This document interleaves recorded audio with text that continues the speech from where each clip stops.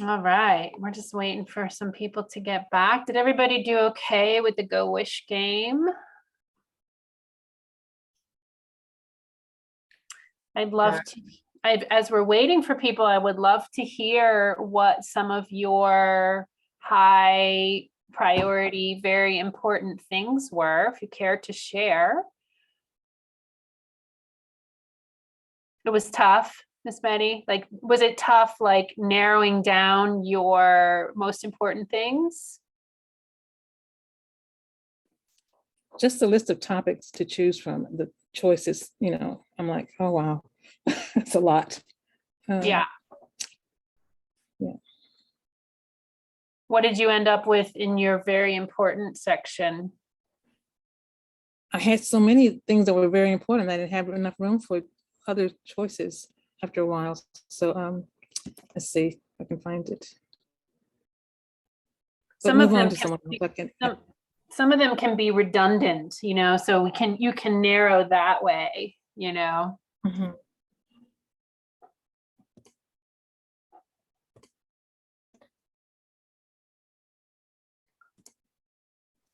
There it is.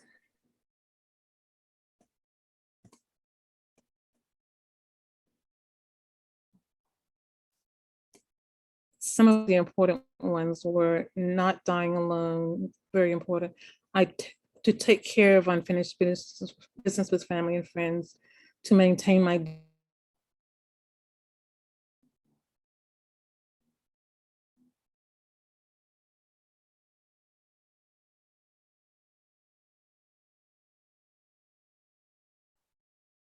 Did she freeze up for other people?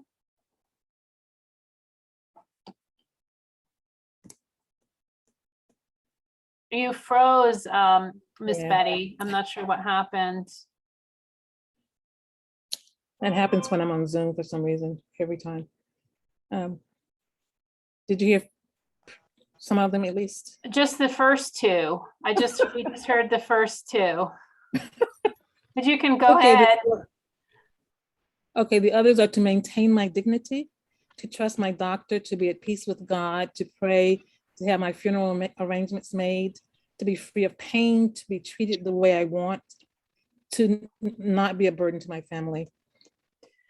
Yeah, one of the interesting ways to play this game, and I played it in a group with my mentors from the Center of End of Life Transitions, that there's different colors on the deck of cards. Like this one is teal, but it comes in yellow and red and other colors. And so you make teams, and then you give the cards to the teams, and they do their high, medium, low priority.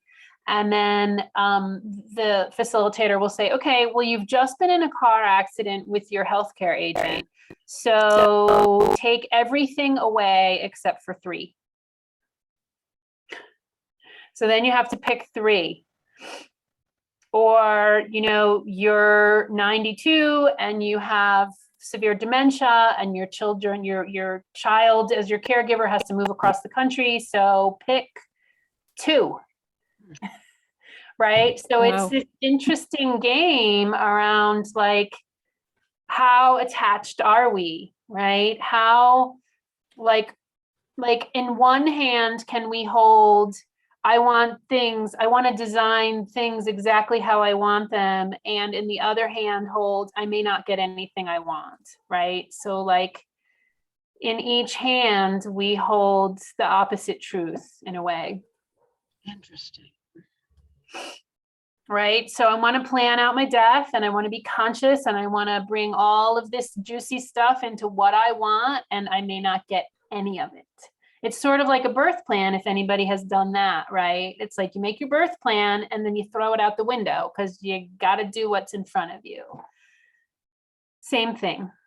All right. So I think we have, all hail the technology. I think we are back, and I'm going to do a little breakout room because I do think people need to process still. We didn't get a whole lot of chance to do that. So you have 2 things you can choose from. You can talk about your healthcare agent, because I still think we're integrating that and we're still figuring the healthcare agent out. So you can talk to your partner about your healthcare agent, or you can talk about the Go Wish game that you just did.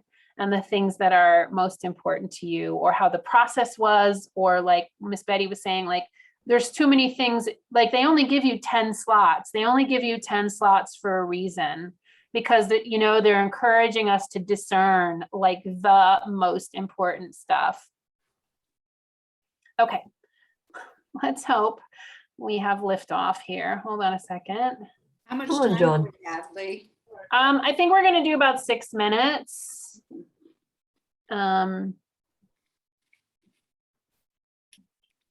me see if everybody's where they need to be. Okay, and Judy and Leslie, since you're two on a screen, you'll just have to, split the time a little differently, but just, be mindful of that. And you'll have a 60. Grab that mic with the. You have the microphone issue with D. Uh-huh.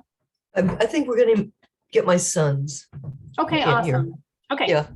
So you can check in about either one of those things and you'll have about 3-ish minutes each.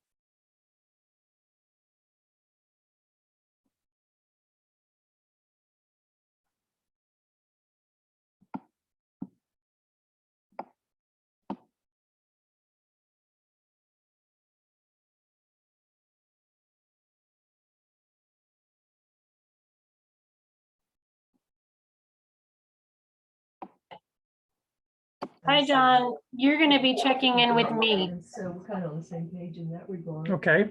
Um, Would you like to check in about your healthcare agent or about the Go Wish game? Dee and I are in close proximity, and I think we might be interfering with each other's. Wait, John. Do you get me? I'm using this mic to talk to my partner. Okay, that's interesting. I thought you were gonna get Malachi's. No, I couldn't find it. Okay, all right. We're making. We're having technical issues. Can you take- Okay, I'll just go ahead and mute yourself. Okay. That's fine.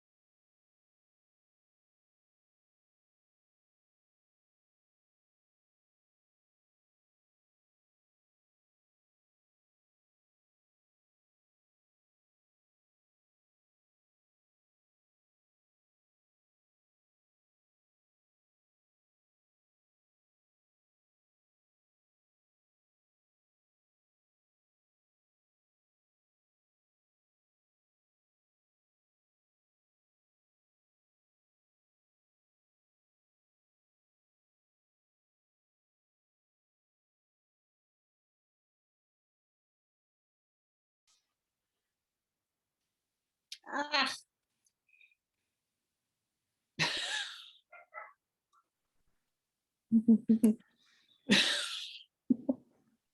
Did you get swept back when you didn't want to? yeah. It was giving a 60-second warning, but I don't know, maybe it still got cookie in the head or something. I don't know. So Hmm. John, the other option is to put you and Dee in the same room with someone else so that you all can use the same audio since you're like the feedback system. That might be an option. Okay, we can consider that. I'm so glad you stayed, Miss Betty. So am I. Yeah, I am. Actually, thank you. Yeah, yeah. Text me. We celebrate the technology working. Oh my God. Yay. Yay. And your perseverance, Lee. Yeah. How is that? How's everybody doing? I'd love to hear from a couple of you. Let's see. Kenzie, I'd love to hear from you. How are you feeling? John, was just in terms of really, logistics, is really there a way I nice. can just pick this mic up and Oh. Yeah, that was really nice. I think that it's interesting having that kind of conversation because then someone else brings up something that came up for them that you maybe didn't think about, and then it kind of sparked some more ideas and questions in my own mind. So that was really nice. Nice. Any thoughts, comments, questions, suggestions around the healthcare agent? Is there anything we want to discuss? We're going to move on to wish two, but I just want to see if there's anything else people want to discuss about concerns you might have, hurdles you might be feeling, like what's up around healthcare agent stuff. Do people have folks to talk to? Mm-hmm. Say more, Ellie. Love to hear from you.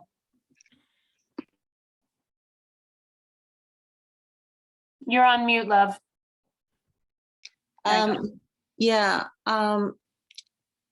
I thought about what you said. I think it was you regarding having a diverse group of people, not just family, because I was thinking it would just be my husband and my son. And then as I thought about what you'd said, I thought, gosh, it does need to be more diverse because I'm not sure that they would be the ones that would necessarily completely advocate and set boundaries with, especially with institutions. And, it's a steamroller, and once it gets going. So, yeah, but I think getting the clarity and playing the game with them would, it's just a really beautiful, dovetails beautifully. So, but the diversity with the healthcare agents, I think Can we get that? I didn't know where your head. is big Yeah. for me. Yeah, some people feel automatically that they want their spouse to be their healthcare agent. And then some people who have a spouse, not all of us have spouses, but some people who have a spouse are immediately like, that's not a good role for my spouse. Mhm. Right. So like, it's fascinating how it could be a fit or it could be actually not a fit. And for those of us that are single, and I love the deaf literate community in that context too, because we actually, I think actually single people have some advantage of building community with other single people, right? And it might actually be a bit bonding because we're available for each other in a way that maybe married people aren't. So it's interesting how it can play out a little bit. Yeah. Anybody else? Other thoughts about healthcare agent stuff? Dee, did you have your hand raised? I think they're doing a technical dance over there too.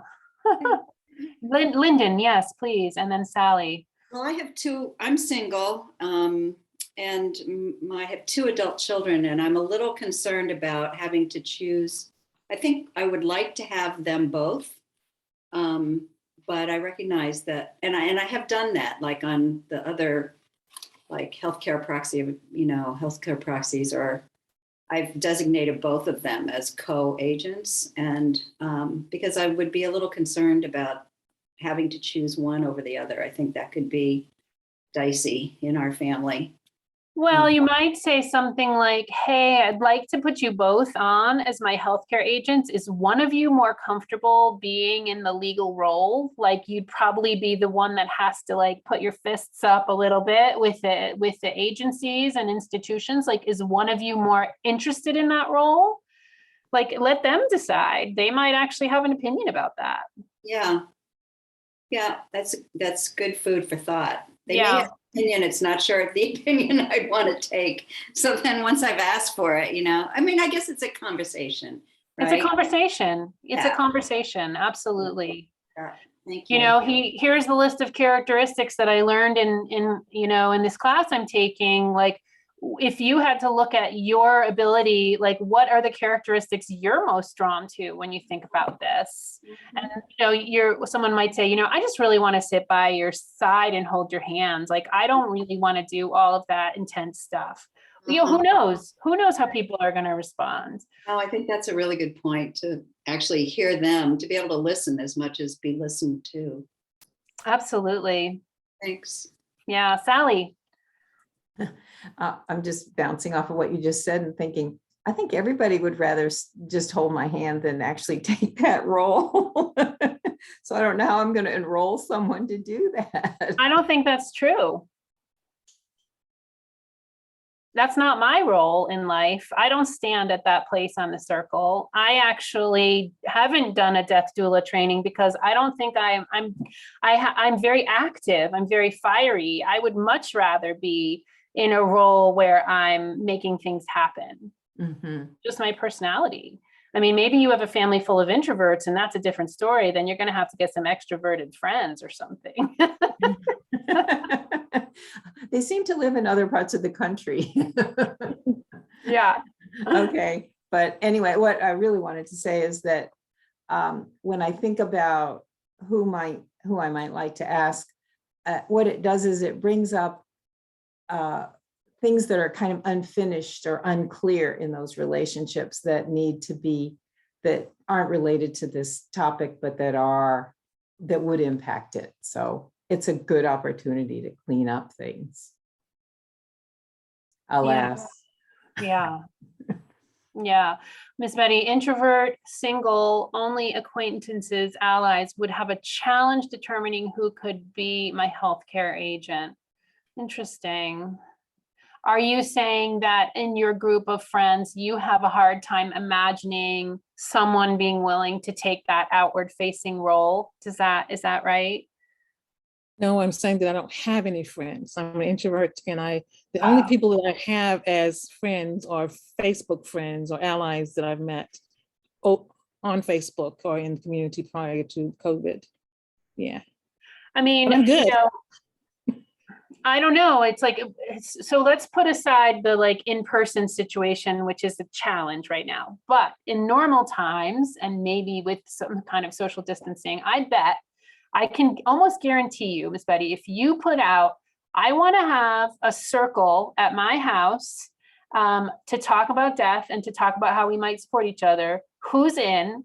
My guess is you'd get a dozen people who'd be interested.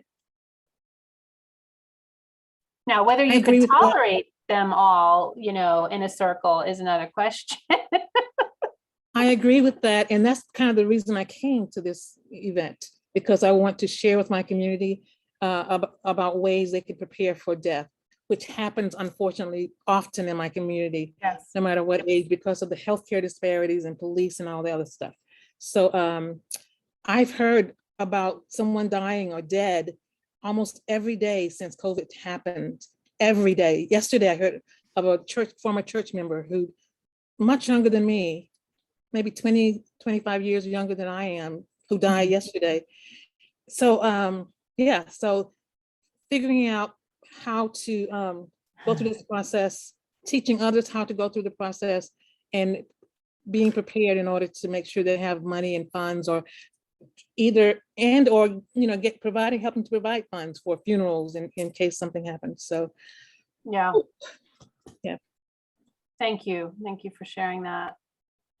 Bringing it to faith communities, bringing it to, you know, your subgroups. It's beautiful. Absolutely. And these 5 wishes are, you know, if you buy them in the paper form and I think if you buy 25 or more, they're $1 a piece.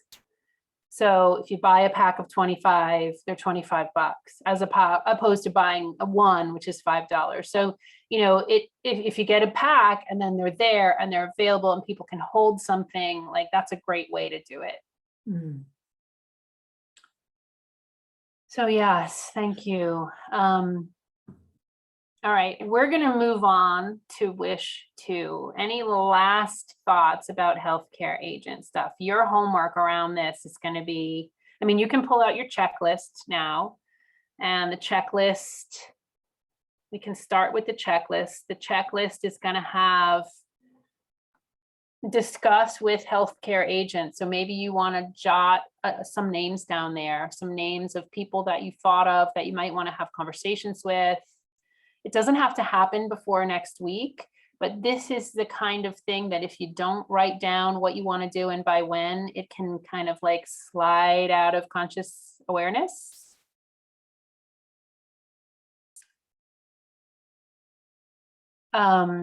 So yeah, starting to have, and the holidays are coming, you know, we're going to be around family. Maybe it's not the easiest time to bring up death, but you know, again, I think you can use the excuse of like, I'm taking this class and I have this homework and I have this accountability buddy and I really want to have this conversation. If it's too weird to have now, can we bookmark it? Can we bookmark to have this conversation after the holidays, or, you know, go have some tea or something, get on a Zoom call. Right. Okay. It's a good winter conversation. I love that. Hot mug of tea, right? And whoops. Okay. All right, so this is another one of my favorite Richard Rudd quotes. So I'm gonna just go ahead and read this one. To live in the continual acceptance of death means to live with the continual threat of the unexpected. The human mind would have you believe that your life's purpose lies in the future rather than here and now. So you keep postponing your life until you meet all your fears face to face at the end. You must look deeply into your fears now in order to find purpose, because your purpose actually lies within your fears. This is why in the great mystical traditions, it is said that you must die before you can live. Okay, let's move on to wish 2. Not that everyone is fully ready to go there, but go we must. Okay, so John, would you please read what is on my booklet, page 6? The first section, including that part that says what you should keep in mind. So start at the top and go down. Reading glasses. Reading glasses. I believe that life is precious and I deserve to be treated with dignity. When the time comes that I am very sick and I'm not able to speak for myself, I want the following wishes and any other directions I have given to my healthcare agent to be respected and followed.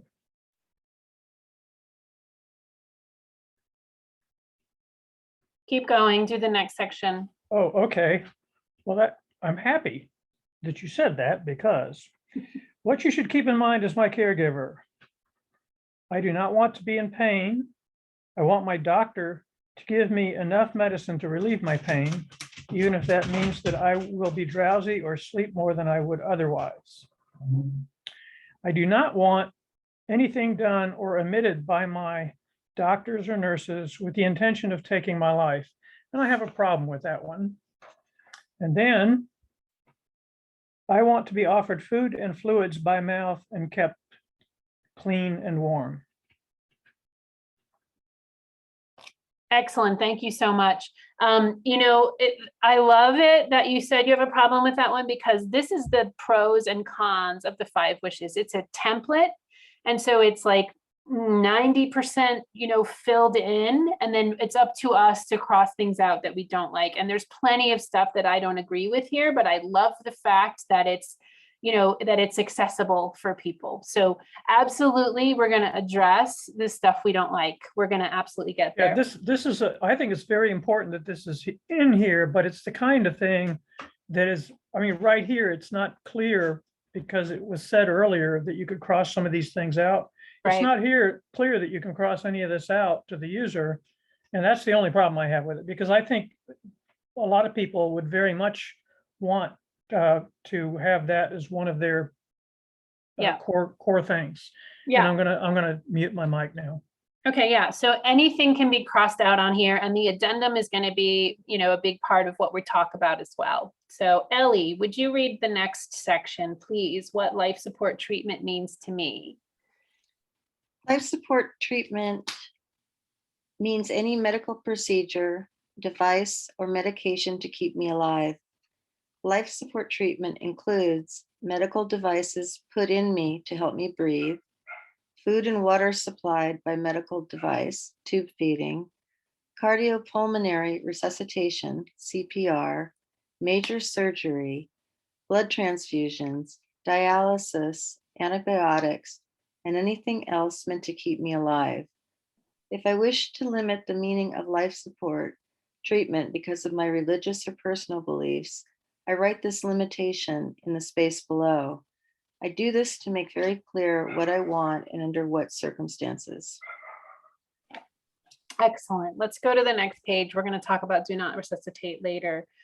So Cynthia, would you please read the first italicized thing and then the close to death section? Yes. Here is the kind of medical treatment that I want or don't want in the 4 situations below. I want my healthcare agent, my family, my doctors, and other healthcare providers, my friends, and all others to know these directions. Close to death. If my doctor and another healthcare professional both decide that I'm likely to die within a short period of time, and life support treatment would only delay the moment of my death, I would choose one of the following. I want to have life support treatment. I do not want life support treatment. If it has been started, I want it stopped. Or I want life support treatment if my doctor believes it could help, but I want my doctor to stop giving me life support treatment if it's not helping my health condition or symptoms. Thank you so much. Miss Betty, would you read in a coma, that section?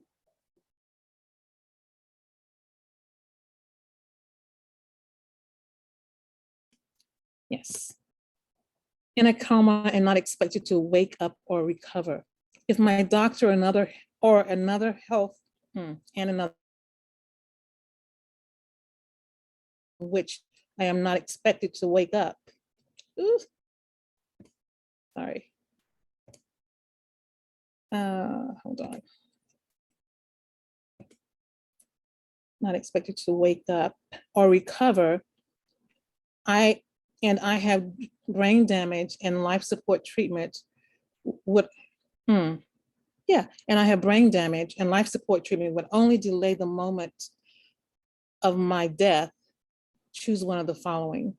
I want to have life support treatment. I do not want life support treatment.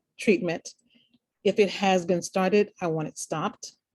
I want to have life support treatment if my doctor believes it will help, but I want my doctor to stop giving me life support treatment if it is not helping my health condition or symptoms. Thank you. Lyndon, would you please read permanent and severe brain damage? Yes, permanent and severe brain damage and not expected to recover. If my doctor and another healthcare professional both decide that I have permanent and severe brain damage, for example, I can open my eyes, but I cannot speak or understand, and I am not expected to get better, and life support treatment would only delay the moment of my death, choose one of the following. I want to have life support treatment. I do not want life support treatment. If it has been started, I want it stopped. I want to have life support treatment if my doctor believes it could help, but I want my doctor to stop giving me life support treatment if it is not helping my health condition or symptoms. Thank you. Kenzie, would you read in another condition? In another condition under which I do not wish to be kept alive. If there is another condition under which I do not wish to have life support treatment, I describe it below. In this condition, I believe that the costs and burdens of life support treatment are too much and not worth the benefits to me. Therefore, in this condition, I do not want life support treatment. For example, you may write end stage condition. That means that your health has gotten worse. You are not able to take care of yourself in any way, mentally or physically. Life support treatment will not help you recover. Please leave the space blank if you have no other conditions to describe. Thank you. Okay, so let's talk about life prolonging measures or life support treatment. Let's talk about that. Anybody here, healthcare provider, anybody deal with life support? Okay, so that's, did I say Cynthia's hand? Anybody else's hand? Okay. Oh, Leslie, hey, okay, great. So you all know I have done a little bit of a list here. And they, there's a lot of stuff on this list. Some are less invasive, some are more invasive. There's a resource on my website. It's a really great Radiolab podcast episode that says 9 out of 10 doctors. And 9 out of 10 doctors opt for nothing on this list except for pain medication. This is interesting. So let's see, feeding tubes, fecal tubes, ventilators, catheters, testing can be a life prolonging measure or a life support treatment depending on the situation. Radiation and chemo, pain medication, renal dialysis, hydration, antibiotics, surgery, cardiopulmonary resuscitation. Anything else you healthcare people or others have anything to add to these lists? Life prolonging measures or life support treatments. And I'm curious what y'all, what your thoughts are when you see this list. Like, are there things that pop out at you that you definitely don't want, definitely do want, aren't sure about? One thing that might ought to be on this list that's not is medication to support your blood chemistry. Because that was the situation that Dee's husband had. He actually got some, he got treatment that improved his blood chemistry in a situation where in general, he did not want any treatment. He didn't want his life prolonged, but this allowed him to be much more comfortable in his last weeks. Yeah, thank you. I will say that our medical institutions are very primed for keeping us alive. That's their mandate, really. And so, especially if it's an acute situation like a car accident or some kind of other accident, the emergency personnel go into action and they do everything they can to revive and keep people alive. So it's a little tricky when it comes to life prolonging measures and end of life decisions, because every situation is so specific and unique.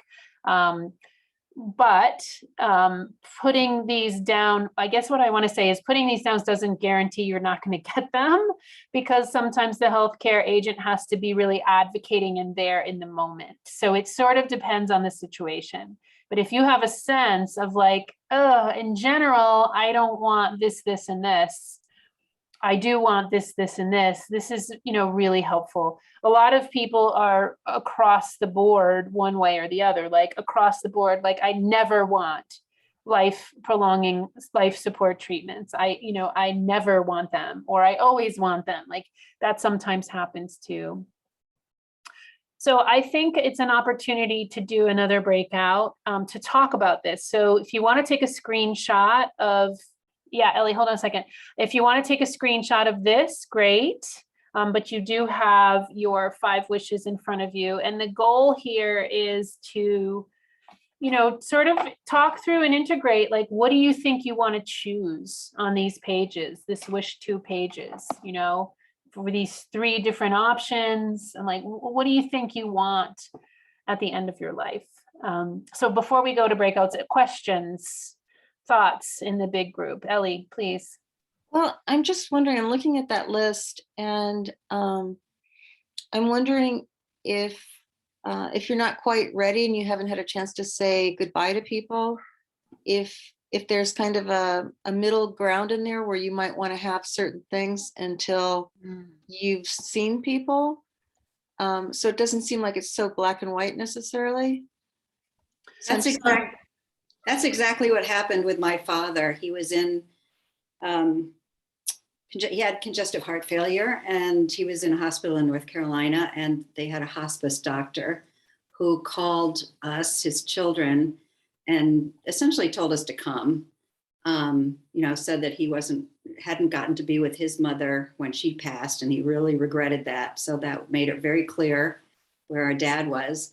And so we came from all over the country. It took us a while to get there, but they kept him, just like John was saying, they altered his blood chemistry to keep him alive until we all got there. And he had he had made these preparations and had. Okay, Lyndon, Sorry, go ahead. Appreciate it. We just have so little time. So I'm gonna stick us all into breakout rooms. So Judy and Leslie, why don't you stay in the main room with me, since there's 2 of you? And I'm just gonna give everybody, I'm gonna do this. Was 6 minutes enough last time, or was it too short? Too short for us. How does 8 minutes sound? 8? Does that sound better? Okay, so Judy and Leslie stay with me, and then everybody else is just 2 people. And so you're gonna have 4 minutes each, and go ahead and talk about wish 2, any aspect of it that you want to talk about.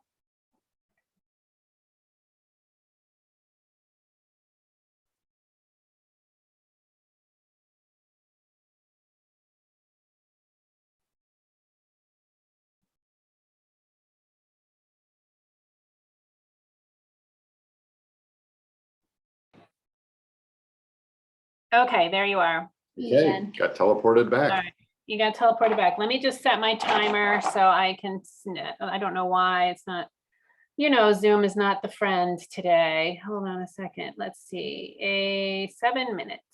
Ah. Okay. And I'm gonna stop recording because I'm gonna pause full. Okay. Welcome back. There's so much to say about all this, isn't there?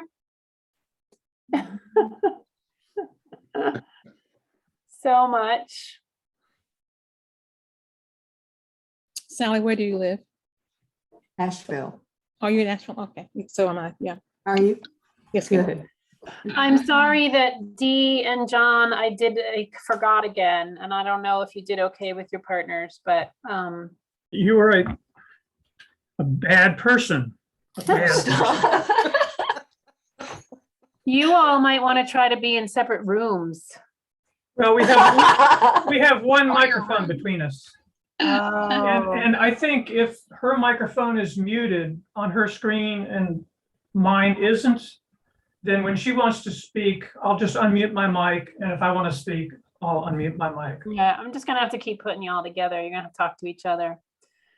So one thing that came up in our small group, and I'm guessing came up in yours, is again, this sort of pressure of like, how do I make this decision for someone? And this is a lot. And how does my person make this decision for me? This is a big deal. And I don't know exactly how to word this in the addendum or word it in your 5 wishes, but like, can we go easy on ourselves if we're a healthcare agent? And can we go easy on our healthcare agent of like, we just going to do the best we can because there's so much uncertainty. There's so many variables. We don't know what is going to happen. These decisions might come up in a very fast pace. And we're just going to do the best we can. Yes, the decisions of life and death are in our hands. But if we don't see death as a failure, then we can't make any wrong decision. So if someone's death comes sooner because of the decision we make, then we have to trust that we're doing the best we can. And I think otherwise we just get paralyzed. We can get paralyzed in these situations. So what else is alive for people in this discussion? Love to hear from you about wish 2, specifically about these life prolonging, life supporting measures. Nance, did you have something to say? Please. Ellie and I, in just 8 minutes, I just had a wonderful discussion about the reality of the transition of our spirit into the next realm, that it's a continuity. I look at this list and I see finality of the body, and she helped me to see that my considerations need to be right now. I mean, write something down now, materialize, concretize what I know that I know in the spirit realm. And if I need help getting that written down, then I'll do that. But that I don't think I will want, it helps me to decide what kind of, either not life prolonging, but a middle ground of being made comfortable in a way that's going to facilitate my spirit crossing over. I love that. Yeah, I mean, if you want to, are there definitions for that? I mean, I think that's something. Sorry. I think that you can put some of that in your addendum, and we're going to go to the addendum next, so we can talk about that at length. And I think belief systems about what you think is next, or what you think is happening to your spirit, soul, whatever word you want to use while you're unconscious, I think is really helpful to guide those that are making the decisions in the embodied plane. And anything that you want to write down about that, I think is probably going to even be helpful for you when you're in that place, when you're in a transition place. So if you feel inspired about that, I would say absolutely add that to your addendum. Yeah, that's really great. Anybody else? What's alive for folks with this wish 2?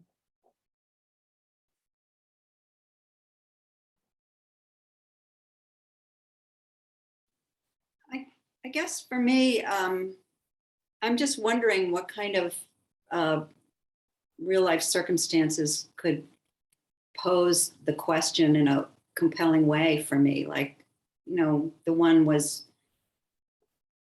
trying to prolong awareness until people can get to your bedside. Are there other kinds of circumstances that would be hard to judge? I mean, the medical system is always prolonging, right? They have a really, really hard time saying, you know what, your time is here. It's really, really hard for them. Right. If you read that Being Mortal book, which I read in other books, it's like, they're not trained in this stuff in medical school, right? And so I'm not really talking about them. I'm talking about sort of me, like, what kind of circumstances could my healthcare agent be facing, that I might want to and try to do thought experiments about and troubleshoot about what my choices would be. You know what I mean? I mean, unless you're at home with no intervention from any institution, you're going to be facing primarily the input from institutions. That's primarily what you're going to be dealing with, which is, oh, we could buy her a year. Oh, we could buy her, right? And so that's primarily going to be your issue. That's my experience. I mean, I have a dear friend, Chuck Marr. Some of you may know him. He was a longtime Asheville person who was having stomach pains and, you know, thought, oh, I have a gallbladder issue or something. A dear friend took him to the hospital and he found out he had stage 4 pancreatic cancer. And so I'm not a healthcare professional, and even I know stage 4 pancreatic cancer is not likely to be long-term, right? Like you're not going to live long. Right. And so the oncologist, I don't know what that person was thinking. I wasn't there at that moment, but they said, oh, well, if you treat it aggressively, you could have a year or 2. The man was dead in 30 days.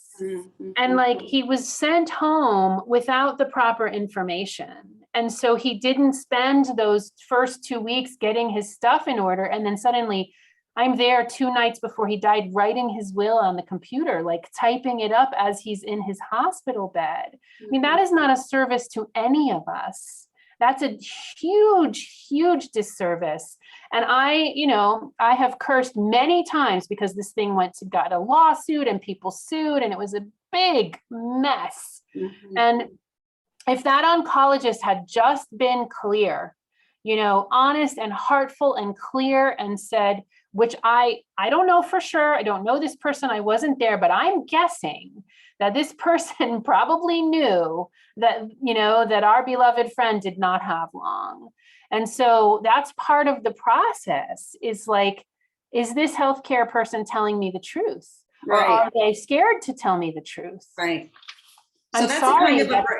that's a kind of a bright line case where, pancreatic cancer, fourth stage, I mean, that person's not going to walk out of the hospital, whether it's a month, a year, or whatever, So, but the ones that aren't so bright line are the ones I was kind of interested. But they're never black and white, like almost never. And that's, I think, what I want to impress on you with Wish 2 is that it's almost always complicated, especially when you get people's opinions who you want to trust, but you're like, what perspective are they coming from, right? And then you've had to translate that for your worldview. There's a lot of translation going on. And then if you're sick and you're vulnerable, you just add that on top, right? Like, ooh, then it becomes like, ooh, delicate. Cynthia, please. I just wanted to add, while I think you can't assume that you will find a healthcare provider who is, more aligned with the reality of death, I think things are changing. I have a friend who died quickly of stage 4 lung cancer, and they encouraged his family not to do life-prolonging measures. And also with my friend who just died from brain trauma in a bike accident, I think that things are evolving. So I don't think you should go into the situation braced that you're automatically going to find opposition. Yeah, I think it's a bit of a crapshoot, but that's really good to hear. And yeah, it depends on how holistically minded, I think, right, the person is. So thank you. Yeah, I think it's a whole spectrum of possibilities. What else? What else is alive for people with Wish 2?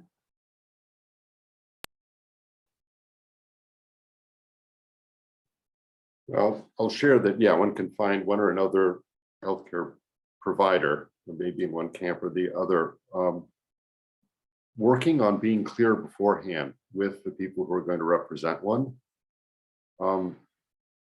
Even if it's not at the point of death, just for medical issues, having conversations and practicing that, finding out where one's at through that conversation, where others are at, makes the passage more difficult, whether it's at end of life or as medical issue, such as facing a cancer, and whether to endure pain in order to, as put it, buy another half a year or not. It's hard either way, but harder if one's having to face it right when one's ill, right at the point of stress. Ugh, yeah. Yeah, it's on my mind. Totally. I love how you said that, like how much time, buying how much time is worth what cost. And I don't just mean financial cost. I mean the cost, the stress to our families, the stress to our bodies, the stress to our spirit. What is that cost worth? And so part of how we can get right with death is to be able to let go of that elusive next 6 months. If we're more prepared, if we say, that cost isn't worth it to me.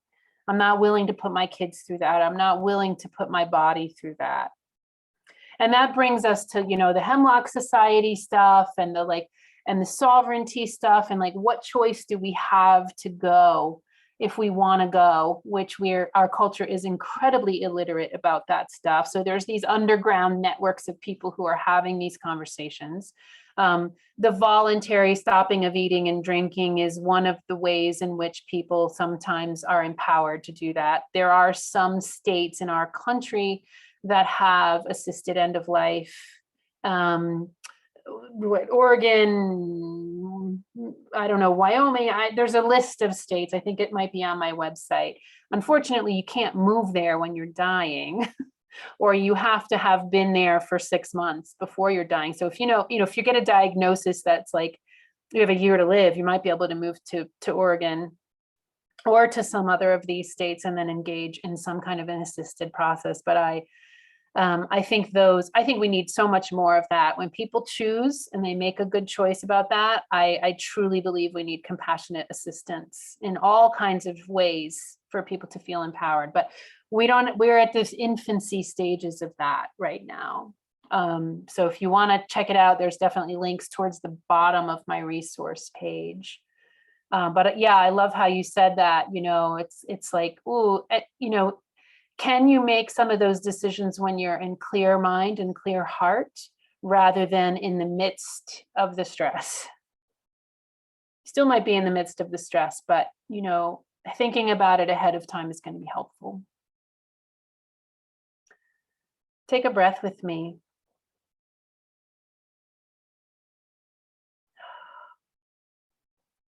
Take another breath with me.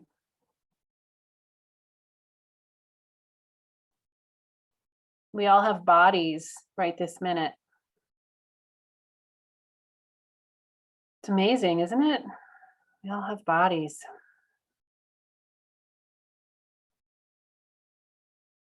We're playing in the material realm with these bodies. Okay, I am going to transition to addendum stuff. Is everybody ready for that? Are there any last thoughts? I mean, we can still keep talking, but okay. Okay, so this addendum is on my website. This is my addendum. It's a compilation of different people's addendums that I've gotten a hold of. One of my mentors, Caroline Young, I got her addendum, my friends, and I actually have to update it myself, but it'll give you a sense of what is possible for you. And as I mentioned earlier, you can take all of this and use it. It's, it's free. It's the commons as far as I'm concerned. But this is where you write things that you're not aligned with in the 5 wishes template. And I'm with you, I think, John, when you said this thing about pain, or I do not want anything done or omitted by my doctors with the intention of taking my life. And that goes back to where are we on the assisted dying page, or pain is a whole nother can of worms, right? This is Stephen Jenkinson, who wrote Grief Walker or was in the movie Grief Walker and wrote Die Well. His whole thing is pain is a part of the process. We don't want to totally obliterate ourselves with morphine. We want to actually be as present as possible. And pain is the part of what ushers us, that's his philosophy. And, what about using alternative pain sources? What about marijuana instead of oxytocin or morphine or opioids? There's a lot of debate and conversation and controversy on all of these pain topics, but I think, you know, many of us really want to, as Lyndon said, sort of be there for our process. And so how do we navigate right relationship with pain? And I think hospice's perspective, which is we don't want any breakthrough pain, is also a perspective that's valid and important. And it may not be the perspective you ultimately want, but in another perspective, like how much navigating are we able to do when we're in that space? Like probably limited, because there's probably a lot going on. So just, yeah, we're going to do our best. If someone like, can you see this well enough to read it? If you read it on the screen, Dee, can you see it? And can you read this wish one addendum item? Dee is muted. I don't know where the microphone is in your house. Go ahead and speak, Dee. I can't really get to my microphone and get close enough to my No, computer. we can hear you fine from where Well, you I'm just are. saying that I can't read because the microphone's here. and But the we computer- heard you fine when your face was in front of the computer. Oh, we you heard- did when I was over here? Perfect, Oh, good. perfect. I can try. I was trying to make it bigger. Can I make it bigger? Maybe so. I don't know. I'll try. Okay. Can Elaboration. you zoom in, Lee? What? Lee, can you zoom in? Change it from 100% to like 150 or to 125? Oh, where was that be? I'm I so don't sorry think to so. I waste think that's time. on her end. No, Yeah. Lee, This- you can zoom on the Google document that you have open. Oh, that, right. over on the top left. Yeah. On the top left zoom. John, do you know? She's got to do it on hers, Dee. No, up on the toolbar, Okay. right there. Yeah. Oh, that's better. Yeah. Okay. Elaboration of my 5 wishes. Wish 1, healthcare agent. As much as possible for the healthcare agent to rely on groupthink, collaborative support, and the collective wisdom of the death care agent team established at Earthhaven Eco Village, named Molly Curry, Sarah Carter, Nikki Ann Finberg, Julie McMahon, Carmen Lester, or Sarah Ann Amazon, and of Ruth Ostenga from Center for the End of Life Traditions in Asheville, North Carolina. These caring and death literate folks share my values as much as anyone about conscious dying, appropriate actions, and loving death. Point 2. In addition, use any means deemed necessary to help with decisions about my care, including seeking advice from alternative sources, i.e. acupuncturist, chiropractor, nutritionist, massage therapist, etc. Continue. Thank you. No. Okay, wish 2. Carmen, do you feel like reading your, okay, great. Wish 2. What you should keep in mind as my caregiver. I wish to be placed in hospice care as soon as possible to care for my medical needs. If possible, I wish to have non-pharmacological attempts at pain control before or in addition to medications, i.e. guided imagery, music, spiritual readings, co-meditation, etc. Even if I am unresponsive, I believe that I will be able to hear this guidance. Please do not assume that I am in pain. Administer pain medication if I show signs of pain. Regarding hallucinations, I believe hallucinations are a natural event before death, and I do not want these treated with medication. What someone may describe as depression might be me going inward to focus on my spiritual being. If it appears that I am suffering from depression, I am not opposed to a small amount of anti-anxiety medication if these other measures are not working. Awesome. Thank you all. So you can put really anything in this addendum, and your spiritual beliefs about what you think is happening to you, what your ideals are in terms of intervention, anything at all. And it's, I mean, while there's truth that this is a quote unquote legal document and you get it signed and notarized and institutions need to honor it, it's also, what it's used more for is your loved ones to be guided by your intentions. So writing your intentions down with as much clarity and as much breadth as you want, I think is really helpful here, especially because you're in a tender place of contemplating this stuff. Any thoughts on the addendum?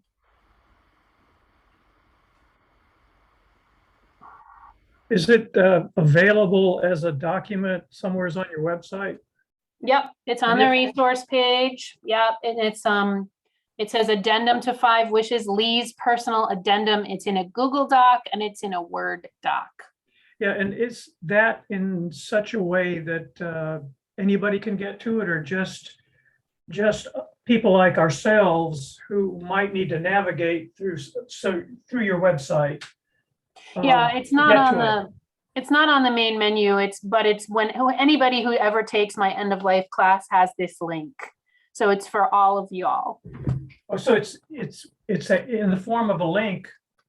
How do you get to that if the average person off the street can't get to it?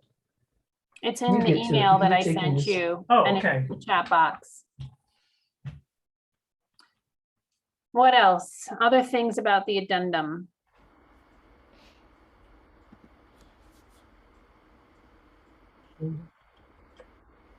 I just want to thank you for sharing your personal addendum, Lee. That's really helpful. And a lot of that I could see just directly using. So thank you for doing that work. Absolutely. One question that's particular. Being able to have one's body interred at one's family residence or single residence is allowed in some cases, particularly in rural settings. I don't know that it's allowed in urban settings. And then a group land ownership, such as the Eco Village, I wonder if you have resources that are available that explain what arrangements need to be made there. Yeah, we're gonna talk at length about disposition of body next week, but let's not spend a lot of time on it now. So what I want to do now is to break you out into subgroups with your buddy. So what your buddy is going to offer is someone to support you in your accountability, to call you and remind you that you have a deadline coming up about talking to your healthcare agent or getting your documents signed or X, Y, or Z. So I imagine, Judy and Leslie, that you will be buddies. Is that right? And I imagine that John and Dee, that you two will be buddies. Is that right? Okay, so then everybody else is gonna just be buddied by me unless you have someone specifically in mind that you want to buddy with. Does anybody have a buddy they want to be with specifically?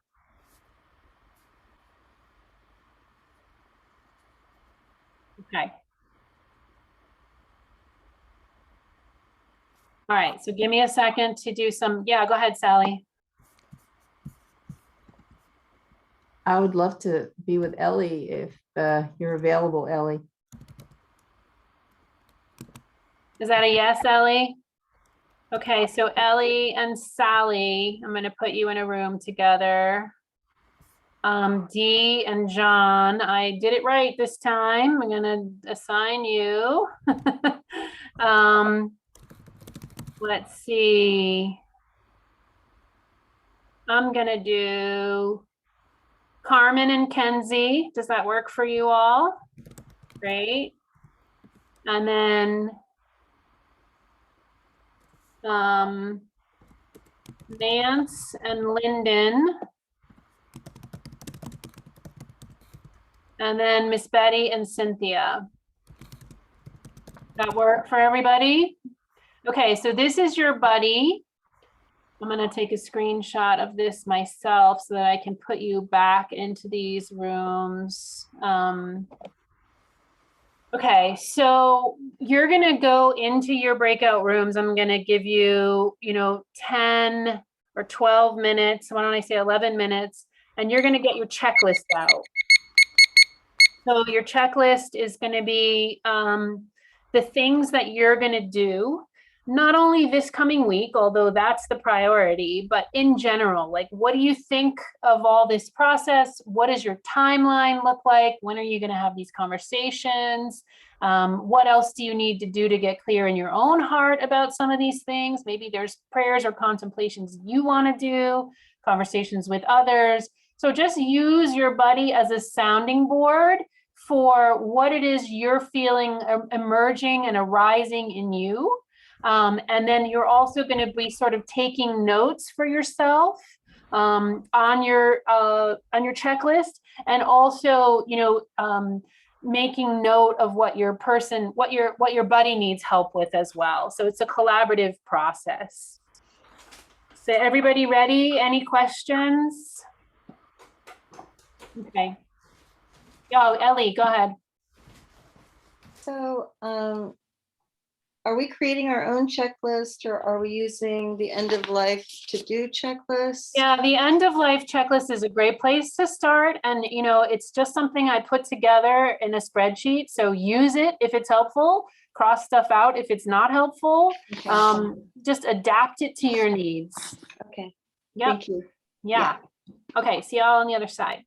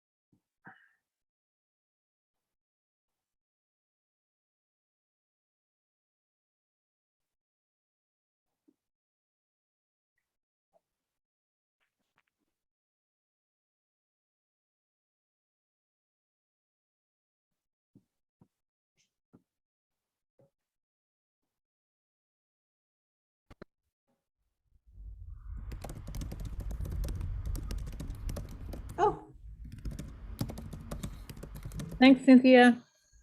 Take care. Okay, welcome back. So these are, your suggested homework assignments. You probably have talked about all this already, but you're welcome to take a screenshot of this. Talking to family members, hey, I'm taking this class, just want you to know, I'm thinking about this stuff. It's burbling up in me. I want to talk if possible. Talking to possible healthcare agents to contemplate wish 1 and wish 2. You can read back through them and just really, sit with them. Contemplate means,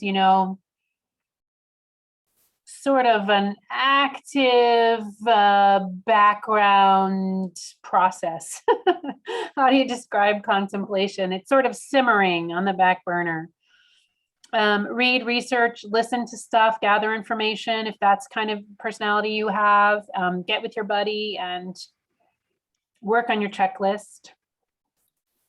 So we have 10 minutes to talk. So this is a little bit of a checkout. How are you feeling? What's up for you? I'd love to hear from some of you. Who have we not heard much from today? Carmen, would you like to check in? Yeah, I think I have a lot to contemplate. A lot of conversations, and I feel like having those conversations will clarify things a little more for me. Yeah. And are you feeling okay? Are you feeling daunted about those conversations, or are you feeling like they're possible? No, I'm not feeling daunted. The people who I'm gonna talk to, like my family, I don't think it'll be super hard to talk to them. So yeah, I'm not really especially looking forward to, but I am looking forward to the clarity that I'm gonna gain through, talking and thinking about stuff and figuring out, what to do and what I want. Great, thank you. Kenzie, you want to check in? I'm feeling slightly overwhelmed, but also very inspired. This is something that I've kind of been putting off and I've wanted to learn more about. But I'm feeling a little more grounded than I did when we first started. But still a little bit of overwhelm. Thinking about the person that I would really trust the most, and yeah, talking to them about it when they're 8 hours away from me. So yeah, it's a lot, but I'm very grateful to be here. Yeah, I don't think you're alone. Is anybody else feeling overwhelmed a little bit? Yeah, I think it's overwhelming. It's overwhelming for sure. And this is an opportunity to try to digest and integrate it, which is why it's split up into 2 weeks. I mean, in some context, it would be helpful to do it in an 8-week program, like a 2-hour a week thing, but it's sometimes less appealing to people for other reasons. Who else? What's alive? What's your checkout? Who wants to check out? I will. I'll say that I was thinking about leaving, and I'm so glad I stayed. This has been amazing. Thank you so much, Lee. Yeah, I was feeling really overwhelmed at first, and it's still, intermittently there's because of some of the comments, but I needed this, and I need this, and I appreciate it. Thank you. Yeah, we really do need this because our culture doesn't really offer a lot of venues, avenues, situations to discuss this. I mean, same with sex, same with birth, same with the stuff that's right off limits to us, race, systemic injustice.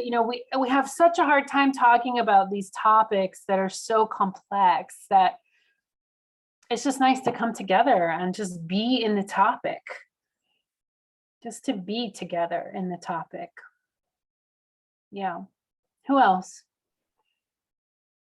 Judy, go ahead. I just want to echo Ms. Betty, I'm so appreciative for this. Doing this kind of thing has been on my list of things to do for probably 15 years, since confronting mortality directly. And it has felt overwhelming, like, God, I don't know where to start. Do I make a catalog of all my possessions, or what the heck to do? Like, so this is so helpful to have this structure, and it feels manageable. And Les and I actually now we have names and dates of people to be on sort of the team of healthcare agents on our behalf, which is a big step forward. And so I'm very grateful. I really appreciate this. Thank you. And thanks to everyone for participating and sharing. Yeah, it takes a village. I saw Ellie and Sally, is that right? I just feel like it's such a great opportunity for, I'm in the bathroom now. So dogs barking. But it's such a great opportunity for intimacy with my loved ones and with friends, and to just be real. And so I'm just I'm excited. I'm really excited to have the conversations and be real with each other. So yeah, thank you, everyone. Mhm. Yeah. Thank you. Sally. I'm just remembering a dream that I had many years ago about knowing it was the end of the world and climbing into a big circular ditch with 6 other people and knowing that we were there for our end. And I never understood what that dream was about, but I'm beginning to get it.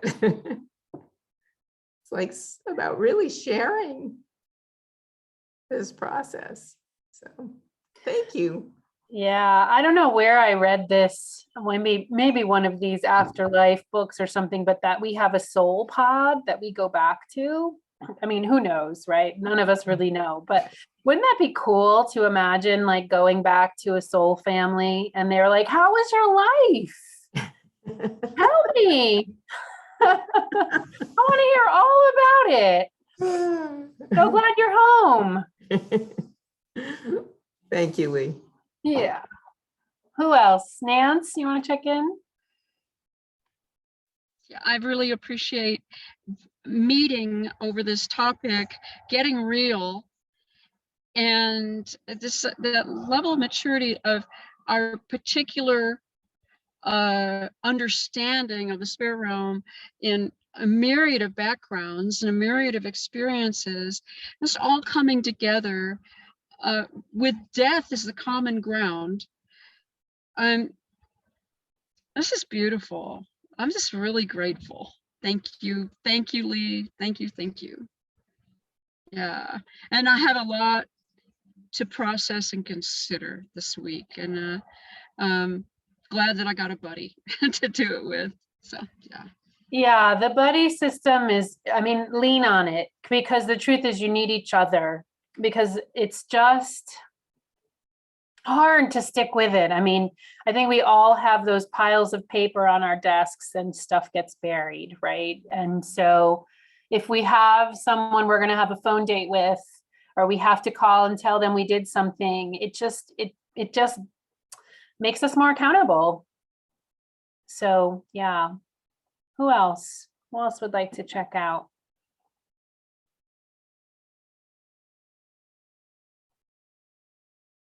I'd like to, if it's okay. So I'm just so curious about dying, and but of course I'm scared, also. So I'm excited because I feel like now I can clean up some of the things that are, that feed the fear, and that can free me up to get more into the excitement. of this big adventure that we all are going to have. We're going to all, each one of us is going to have it. So yeah, I'm curious, and I am also very grateful for you, and grateful for everybody who showed up here today, and grateful that Nancy's going to be my buddy, and we're going to set up a time to be in touch. So I'm looking forward to next week. Yeah, so thanks. I love that. You know, that Native American story of like, we have two wolves on our shoulders and like, we can choose which one to feed. Oh yeah. That really inspired me, what you just said. Like, I can clean up the stuff that, it's not like you're going to ignore the fear. It's like, I just can clean up the stuff that's nagging around the fear. And then that's going to allow me to put my attention towards the excitement. That's lovely. Really lovely. Thank you. Thank you. So good to be with you. We will be here with hopefully working technology next Friday. And also, you know, I love the contemplation. Y'all are really contemplating the external preparations for death. But if you have any insights about the internal, I'm really curious. I mean, it sort of goes hand in hand, right? We have to be thinking, but really always curious about what people's inner processes are like too. And talk to your buddy. On that note, if you didn't exchange information with each other, like I'm the one that has all the emails. So should I exchange you with each other by email to make sure that you're connected? Buddies? Okay. We I'll do exchanged that. ours, but it probably wouldn't hurt for you to do that. Probably wouldn't hurt. Okay. I'll do that. Much love to you all. See you in a week. Hi, thank you. Thank you, Lee. Thank you, everyone. Yeah, good to be with you. Everybody have a good week.